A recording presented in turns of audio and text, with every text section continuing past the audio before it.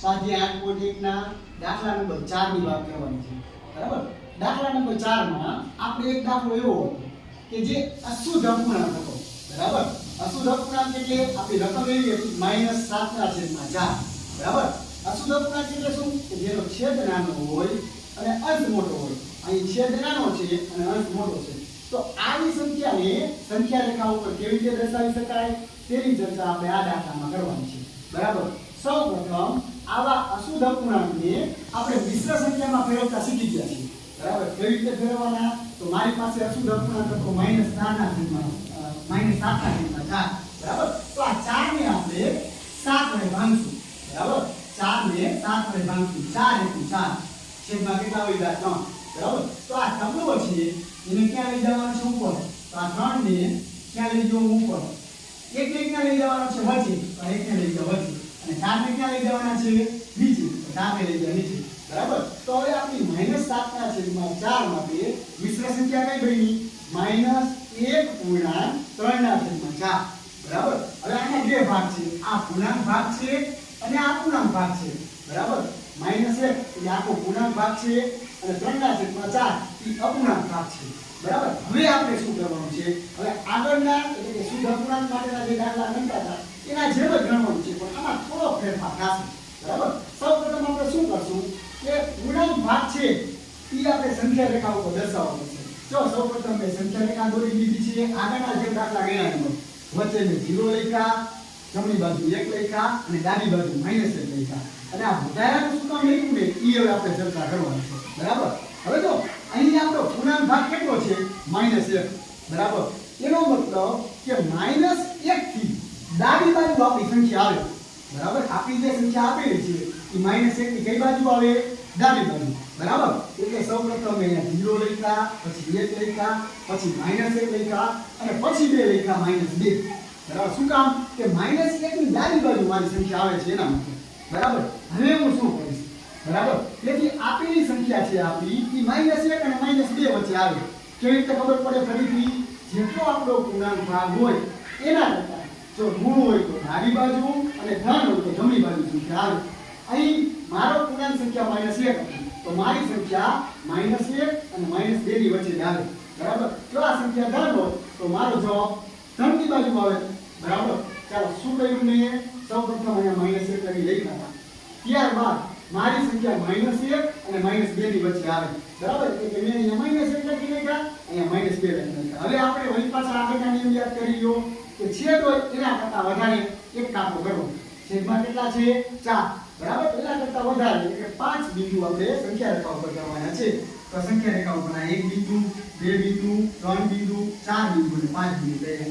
તમને એમ થાય કે આ બે સંખ્યા વચ્ચે જ કેમ થયા? તો અત્યારે આપણે કીધું એ પ્રમાણે જેટલો પૂર્ણાંક ભાગ આવે ઋણ બાજુ ડાબી બાજુ તરફ અને ધન બાજુ જમણી બાજુ તરફ એ સંખ્યા પાસેથી કાપા કરવાના થાય બરાબર। એ બાજુથી આપણે બિંદુ કરવાના થાય બરાબર। છેદમાં કેટલા હતા? 4 હતા। આપણે 5 બિંદુ સંખ્યા રેખા ઉપર મૂક્યા બરાબર। આ 1 2 3 4 અને 5 વળી પાછું દરેકના છેદમાં આપણો જેટલો છેદ હોય તો મૂકી દીધો। હવે આપણે આ અશુદ્ધ અપૂર્ણાંકને ધ્યાનમાં નથી લેવાનો, આપણે મિશ્ર સંખ્યાને ધ્યાનમાં લેવાની છે બરાબર। છેદમાં કેટલા હતા? 4, તો 4 હોવાના કારણે છેદમાં આપણે આ 5 બિંદુ કરી નાખ્યા અને દરેકના છેદમાં 4 લખી નાખ્યા, 4 4 4 4 બરાબર। હવે પૂર્ણાંક ભાગ કયો હતો? -1, તો દરેક આગળ -1 કરી નાખીશું। આ આપણો પૂર્ણાંક ભાગ હતો બરાબર। દરેક આગળ કેટલા કરી નાખ્યા? -1।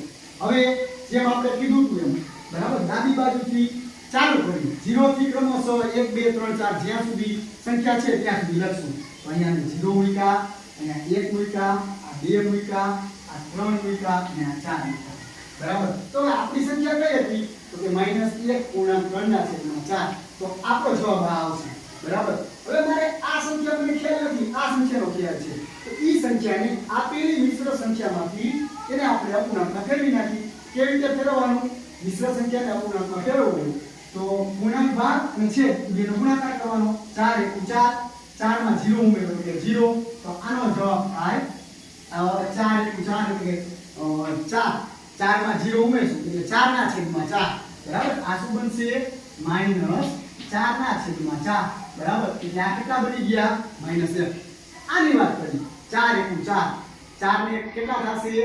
5 5 ના છેદમાં 4 એટલે કે -5 ના છેદમાં 4 આ કેટલા બની ગયા -5 ના છેદમાં 4 4 એકુ 4 4 ને 2 6 તો કે -6 ના છેદમાં 4 4 એકુ 4 4 ને 3 7 -7 ના છેદમાં 4 4 એકુ 4 4 ને 4 8 એટલે કે -8 ના છેદમાં 4 તો આ -8 ના છેદમાં 4 ઉડી જાય તો એ કેટલા બને -2 બને 4 દુ 8 હવે આ -4 ના છેદમાં 4 ઉડી જાય તો એ કેટલા બને તો કે -1 બરાબર તો જો આ -1 આવી ગયા આ -2 આવી ગયા તો બંને રીતે આપણે આપણી સંખ્યા હતી 7 -7 ના છેદમાં 4 તો જો આ -7 ના છેદમાં 4 એ કહેવાય અને જો અપૂર્ણાંક ભાગ મિશ્ર અપૂર્ણાંક જો તો -1 પૂર્ણાંક 3 ના છેદમાં 4 તો આ 1 થયું બરાબર ચાલો તો આવા દાખલામાં ત્યારબાદ એને બોક્સમાં પૂરી દઈશું એટલે આપણી સંખ્યા આવી ગઈ ચાલો આવા દાખલામાં સૌપ્રથમ શું કરશું સૌપ્રથમ જ્યારે અશુદ્ધ અપૂર્ણાંક આપેલો હોય તેને શેમાં ફેરવવાના છે મિશ્ર સંખ્યામાં